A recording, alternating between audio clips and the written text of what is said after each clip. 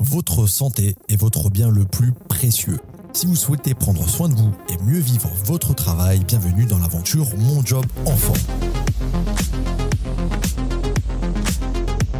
C'est un podcast qui explore toutes les questions d'hygiène de vie et de santé au travail grâce aux conseils d'invités captivants. Un lieu d'échange bienveillant pour s'inspirer des meilleures pratiques. Je m'appelle Aurélien Matt, responsable communication chez Horizon Santé Travail. Plongeons ensemble dans le monde passionnant de la santé au travail. L'alcool est souvent perçu comme un compagnon de fête, un outil de socialisation ou encore un symbole de convivialité. Mais pour certains, c'est aussi une dépendance que l'on garde en soi, comme les maladies qui ne portent pas son nom. Et lorsqu'on est une femme, cette réalité devient d'autant plus taboue. Aujourd'hui, nous sommes vraiment heureux d'accueillir une voix aussi courageuse qu'inspirante, Laurence Côté-Flippo. Elle a été cadre dans le secteur du BTP, avec un joli parcours professionnel, jusqu'au jour où sa vie a basculé dans un séminaire d'entreprise.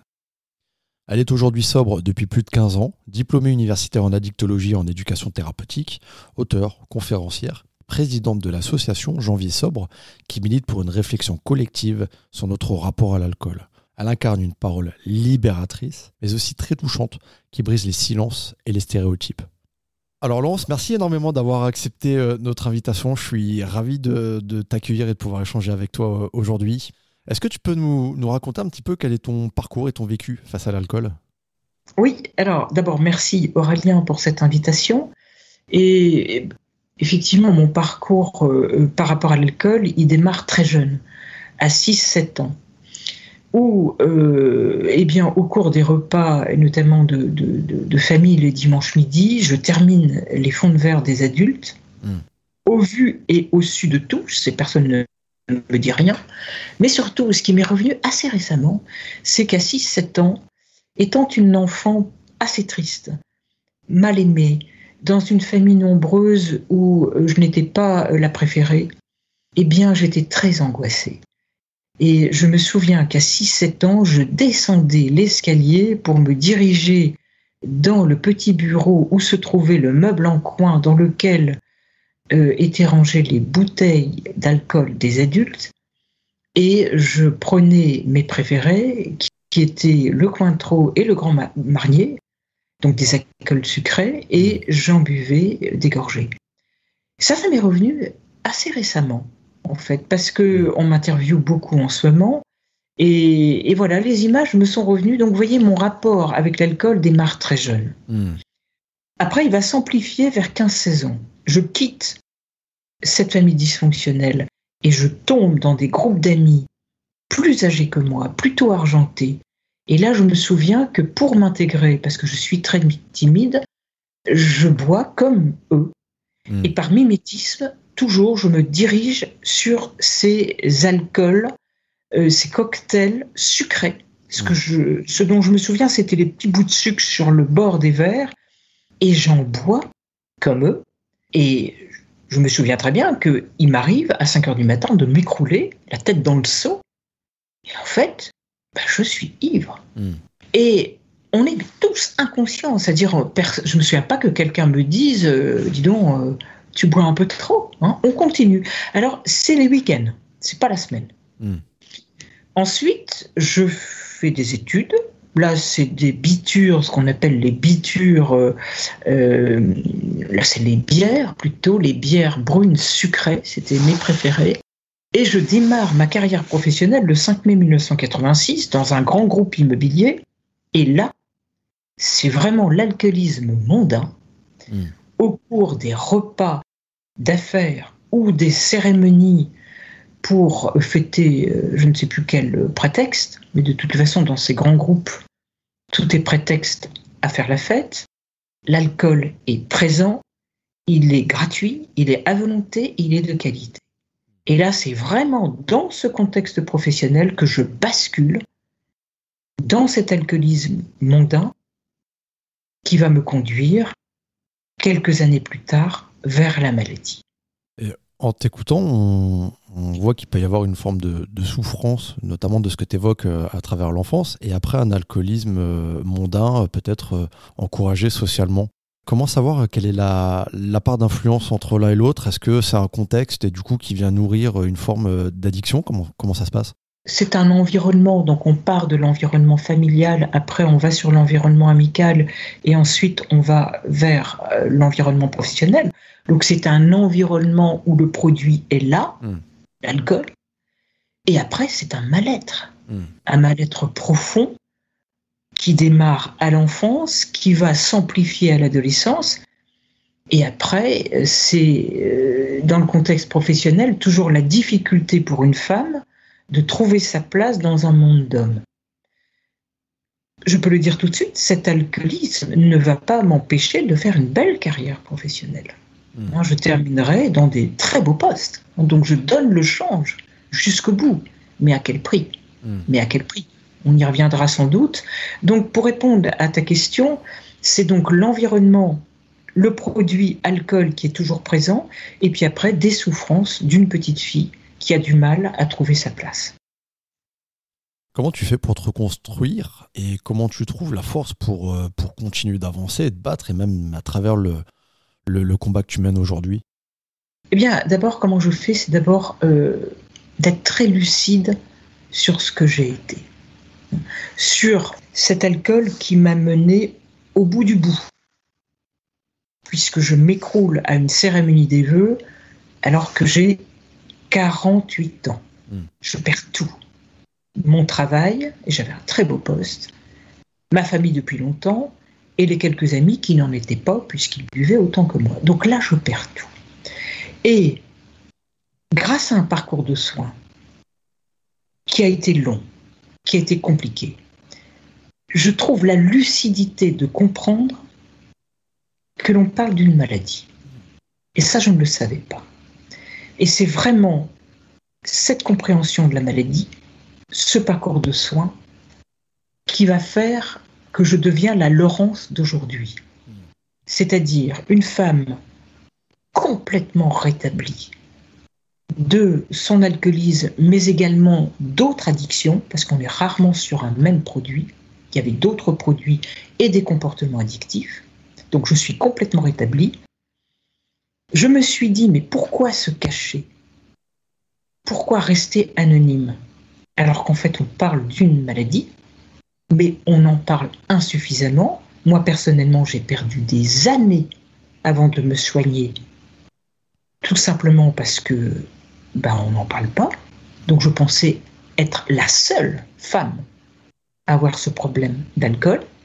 Donc, je prends cette décision à visage découvert en 2014 d'en parler, et je construis mon combat, qui est non un combat contre l'alcool.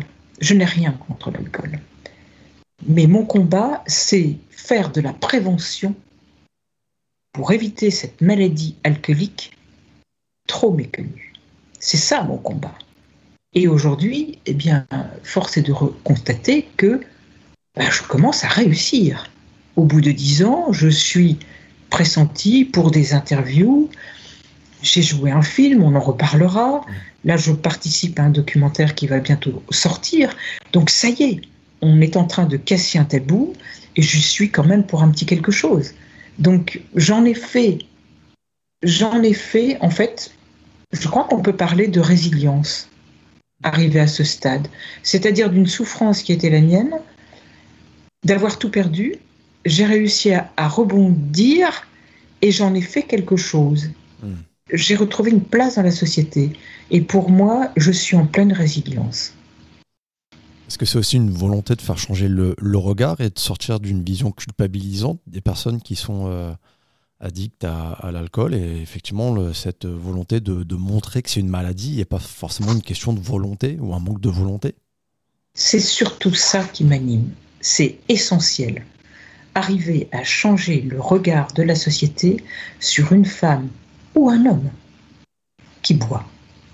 Parce que c'est terrible, cette honte que l'on ressent, nous. Parce que vous savez, on est loin d'être bête. Souvent, on est déjà sorti du déni. On sait qu'on a un problème. Par contre, c'est la honte qui nous empêche d'en parler et d'aller se faire soigner. Tout simplement parce que la société nous regarde de manière très négative. Et c'est encore plus vrai pour une femme qui boit. Donc, effectivement, ça part de là, mon combat. Et c'est la raison pour laquelle j'ai été une des premières femmes à témoigner à visage découvert. J'ai voulu casser cet anonymat, parce que d'abord, c'est beaucoup plus fort quand on voit la personne qui s'exprime et qu'on voit aussi ce qu'elle est devenue. Sur mon visage, on ne voit plus les stigmates de l'alcoolisme. Donc, ça donne de l'espoir. Donc, effectivement, mon combat est de changer le regard de la société sur cette maladie alcoolique. Et tu sens qu'entre 2014 et maintenant, il y a une évolution, il y a quelque chose qui a changé, même dans la manière dont les gens peuvent échanger avec toi ou dans la manière dont ils formulent les questions éventuellement? Ah oui, il y a un changement radical. Alors je le ressens parce que je fais beaucoup de conférences dans des grands groupes, dans des petites entreprises. Je fais pour le grand public et notamment à l'occasion de ce film Des jours meilleurs. Et je vois dans le regard des personnes, au fur et à mesure où j'avance sur mon histoire, comme je suis en train de le faire avec toi, je vois des yeux qui s'écarquillent, des sourires qui s'amorcent, et après, au cours du temps d'échange, questions-réponses, les questions sont terriblement bienveillantes. Et là, c'est gagné. Là, c'est gagné. Alors, on n'en est qu'au début. Et je ne suis pas la seule aujourd'hui à faire ce travail, d'aller vers le public et d'expliquer c'est quoi cette maladie. Donc voilà, on est en train d'aboutir tous ensemble. Pour toi, les entreprises ont un rôle à jouer dans cette prévention parce que tu abordais le fait que tu étais cadre dans une grande entreprise avec une culture de l'alcool. Pour toi, c'est quoi le rôle des entreprises aussi par rapport à tout ça? D'abord, pour une entreprise, quelle qu'elle soit, c'est peut-être de revoir un petit peu ce qui se passe chez elle, notamment en ce qui concerne l'alcool. Et lorsqu'elle s'organise des festivités, des pots d'entreprise, des repas, etc., de veiller à ce que cet alcool, personne n'en abuse. Et qu'il y ait également autant de boissons non alcoolisées qu'alcoolisées, ou qu'il n'y ait pas du tout de boissons alcoolisées. Voilà, que l'entreprise prenne ses responsabilités et se rende compte que, avec le stress que les salariés vivent, ils peuvent très facilement utiliser cet alcool pour justement gérer ce stress. Ça, c'est la première chose qu'il faut comprendre. La deuxième chose, mettre en place des outils de prévention pour éviter que des salariés ne tombent dans cette maladie alcoolique. Et la troisième chose, c'est de travailler beaucoup plus avec le médecin du travail sur cette problématique alcool que l'on retrouve chez les salariés. Et pour donner un chiffre, 1 salarié sur 10 a un problème avec l'alcool ou une autre substance psychoactive. Donc c'est mettre en place un protocole d'accompagnement lorsqu'on repère la personne. Et bien sûr, il faut travailler avec les services de la médecine du travail. C'est exactement, moi, ce que je n'ai pas pu bénéficier. Et c'est ce qui m'a mis d'ailleurs très en colère. Lorsque le DRH a voulu me licencier, il m'a dit « Laurence, de toutes les façons, vos problèmes d'alcool ne nous intéressent pas, nous étions au courant. » Et là, ça m'a mis en colère. C'est dur, c'est très dur. Bien sûr. Et d'ailleurs, je n'ai pas accepté qu'on me licencie. Parce que là, je leur ai dit, c'est pas bien ce que vous avez fait. Et moi, en tant que juriste, je vais vous dire toutes les erreurs que vous avez commises. Bien, je peux te dire, Aurélien, qu'à la fin, on a signé une rupture conventionnelle. On n'en était plus du tout au licenciement. Non. Je te vois dans l'émotion, là. Ton message, il est hyper touchant. Et puis, il y a tellement de personnes qui sont concernées en plus. Enfin, c'est incroyable. Et rien de tel qu'un message comme ça qu'un médecin. Le médecin du travail, il va t'emmerder avec des graphiques, des chiffres, on s'en fout, ça. Mais le vécu, c'est vachement important. C'est vachement important. Je me posais la question que l'alcool a quand même une image un peu festive, que c'est fun de boire, que... allez, on dépasse un peu les limites, on peut être courageux de boire beaucoup. Il y a quand même encore trop cette image-là qui colle à l'alcool. Peut-être chez les plus jeunes éventuellement, mais comment sortir de cette image-là? C'est pareil, l'alcool, ça peut être une fuite, ça peut être une manière de se calmer, ça peut être... alors qu'on ne s'attaque pas forcément à la source. Comment on dépasse toutes ces images fausse ou pernicieuse, en tout cas liée à l'alcool? Parce que culturellement, on a l'impression que la tâche est titanesque. Elle l'est parce qu'effectivement, comme tu le dis, l'alcool est culturel chez nous. Ça fait partie d'un patrimoine. Et donc, il faut trouver des bons mots pour alerter. Et tu n'es pas sans savoir que j'ai créé le janvier sobre. Sobre est un adjectif qui veut dire boire peu. Donc, on n'est pas dans l'interdit, mais on est dans la pédagogie. C'est-à-dire que depuis 7 ans, une fois par an, j'invite tous les Français et les Françaises à s'interroger sur leur relation à l'alcool et à se fixer un défi par rapport à cet alcool. Au mois de janvier, c'est festif. Il y a plein de circonstances pour boire. Et bien justement, au mois de janvier, on se fixe son défi et on se dit par exemple, pas d'alcool pendant 1 mois. Ou pas d'alcool la semaine, c'est-à-dire exit les after-works, mais par contre le week-end, je garde mon petit verre en famille ou le dimanche après-midi avec mes amis. Tu vois, on se fixe et on se teste. Et on se rend compte qu'on peut très bien vivre sans alcool. On peut très bien avoir une convivialité bien meilleure que lorsqu'on est avec 3-4 verres d'alcool dans le sang. Et l'objectif, justement, est de casser cette logique de « je fais la fête, donc je bois », et de revenir sur ce qu'est l'alcool. C'est pas un produit anodin, c'est un produit qui doit rester exceptionnel, c'est un produit de partage, et il faut respecter les repères de consommation à moindre risque qui sont trop méconnus, et qui sont 2 verres par jour et pas tous les jours. C'est en ayant ce discours-là, en incitant les gens donc à enclencher le janvier sobre, que l'on arrivera à ce que, en France, on reste sur un mode j'en bois moins d'alcool, mais mieux. Et ce qui est intéressant avec janvier sobre aussi, c'est de réduire sa consommation et de voir s'il y a des éventuels manques ou envies aussi. Exactement, ça c'est la suite. Si après vous êtes fixé votre défi, pas de whisky ce soir, que vous arrivez chez vous et que par automatisme vous versez votre verre de whisky, et on n'est pas sur le verre standard, on n'est pas sur 10 grammes d'alcool pur, on est plutôt sur 25 grammes. Eh bien là, c'est pas normal. Et il faut déjà aller en parler. Il faut aller en parler à son médecin généraliste ou à une ancienne alcoolique.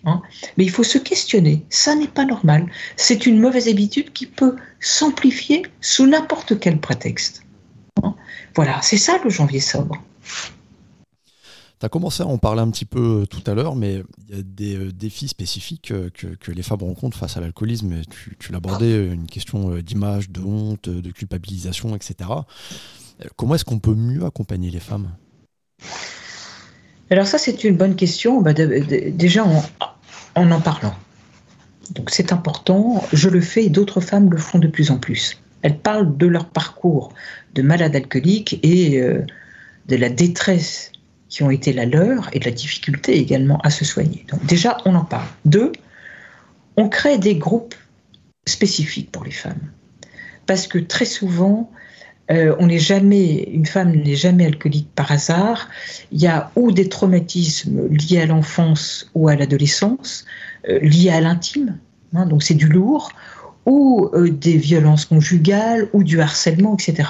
Et c'est vrai qu'entre femmes, on se libère beaucoup plus facilement. Voilà. Donc on crée des lieux de rencontres spécifiques aux femmes. Et après, écoutez, moi j'aimerais qu'on ait beaucoup plus de médecins femmes qui puissent nous accompagner, parce qu'on est quand même plus à l'aise de parler de notre problème d'alcool avec une autre femme. Donc ce serait bien qu'on ait plus de soignantes femmes.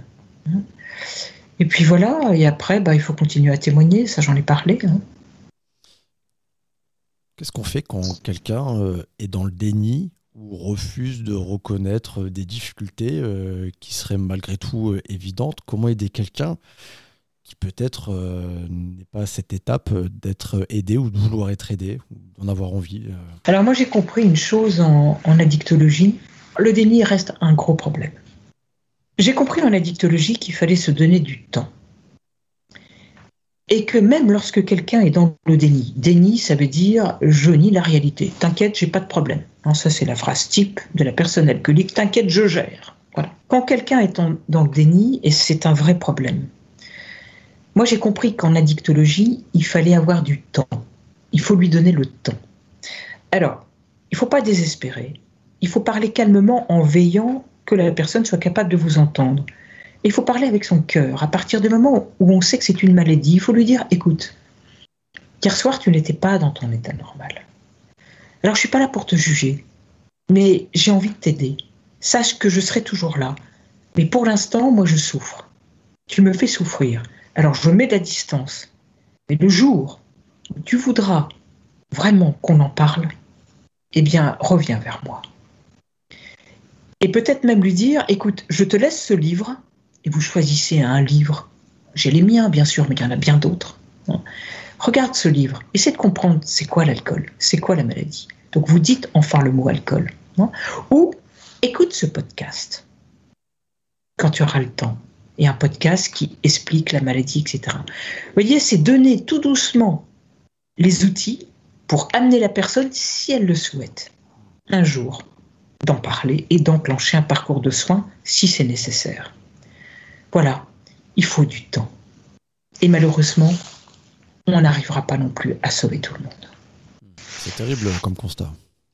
Oui, malheureusement. Malheureusement. Et pour revenir aux femmes, le drame, c'est que la femme est beaucoup plus dans la honte que l'homme, et donc elle tarde à se faire soigner, et parfois elle arrive trop tard. Elle arrive trop tard parce qu'elle a un cancer du sein, parce qu'elle a une pancréatite, parce qu'elle a une cirrhose du foie, etc. Alors que l'homme, il arrive beaucoup plus facilement parce que d'abord, en général, quand il picole, c'est en groupe, et il a un soutien beaucoup plus fort qu'une femme. La femme, à la fin, elle reste seule. Seule. Elle est solitaire avec sa bouteille chez elle, elle se cache. Et donc, parfois c'est trop tard. Ouais, c'est terrible. C'est un peu ce qui t'est arrivé, toi, finalement, après ton malaise. Ah bah oui, mais je me sens un peu miraculée. Moi, j'avais décidé de mettre fin à mes jours. Et finalement, les choses se sont déroulées autrement. Et je suis rentrée dans une église à la place de me jeter sous la rame du métro. Et là, j'ai entendu des mots qui m'ont interloquée. J'ai communié. Et puis, je suis rentrée chez moi. J'ai vidé toutes les bouteilles d'alcool. Et j'ai plus jamais bu une goutte d'alcool. C'est pour ça que moi je me sens un peu miraculée et j'ai compris que là il y avait un combat à mener pour essayer d'aider d'autres femmes et d'autres hommes en proie avec l'alcool. C'était peut-être un peu salvateur pour toi aussi de contribuer à la relecture du scénario du film Des jours meilleurs et puis même ça a été thérapeutique. Le petit rôle que tu as joué aussi, parce que tu joues très bien aussi. Enfin, on a beaucoup aimé le film, et puis encore une fois, merci de nous avoir invités à le regarder, parce qu'on a vraiment beaucoup aimé. C'est juste, c'est sensible, sans en faire trop. C'est très, tout est bien, c'est très réussi. Et du coup, comment tu l'as vécu, toi ? C'est une expérience extraordinaire. Quand vous êtes tombé aussi bas, quand on vous a fait comprendre que votre carrière est terminée, quand vous n'espérez plus grand-chose sur le plan professionnel, voilà qu'une réalisatrice vient vous chercher il y a 2 ans et demi, vous confie son script, vous demande de rencontrer les actrices, de les coacher, d'aller ensuite visiter des centres d'addictologie avec les actrices, de passer un casting, de jouer un rôle, de participer au montage et de continuer au niveau de la promotion du film. C'est merveilleux. C'est thérapeutique pour moi. Je retrouve complètement une place dans la société. Donc moi ça contribue à mon abstinence et je vis personnellement des jours meilleurs. Je pense l'avoir dit d'ailleurs le 7 avril à l'avant-première, et c'était sincère, quoi. J'avais le micro, je dis ce film est authentique et vous avez la Suzanne jouée par Valérie Bonneton, la vraie Suzanne, elle est devant vous et elle vit des jours meilleurs. C'était un discours chargé d'émotions, c'était un très beau discours, c'était très très beau, c'était très émouvant. Je me suis pas parce que c'était pas prévu que je parle. C'est quelqu'un qui a dit tiens, donnez le micro à Laurence et voilà, en quelques mots, j'avais ça prenais à gauche, j'avais Valérie de l'autre côté, j'avais Clovis Cornillac pas loin, et en quelques mots, en fait, je les ai remerciés, quoi. Et je vous remercie d'être venus aussi nombreux, parce que ce film va vibrer. D'abord, me fait vibrer à chaque fois que je le vois, mais va vibrer au niveau des personnes qui le verront et qui s'identifieront à ces femmes qui souffrent. Et il va vibrer également au niveau de l'entourage, parce que ça donne de l'espoir. Ça donne de l'espoir, absolument, absolument. C'est un film qui va initier pas mal de choses et qui contribue à ce changement culturel aussi, sur le regard sur l'alcool. Voilà. C'est un très beau film. Sur l'alcoolisme, le regard sur l'alcoolisme, voilà, et la compréhension de ce qu'est l'alcool. C'est un produit anodin. Voilà. Et pour les jeunes, on ne joue pas avec l'alcool. Je fais référence à ce jeu du binge drinking, de la défonce express. Voilà, chez les jeunes. Non, on ne fait pas ça. Il suffit de revenir à mon histoire. Je démarre à 6-7 ans.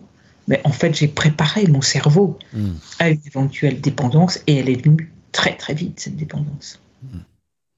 Écoute Laurence, merci énormément pour ce podcast. J'étais ravi, c'était passionnant, touchant, et puis je suis moi très admiratif de tout ce que tu fais. Je suis ravi d'échanger avec toi.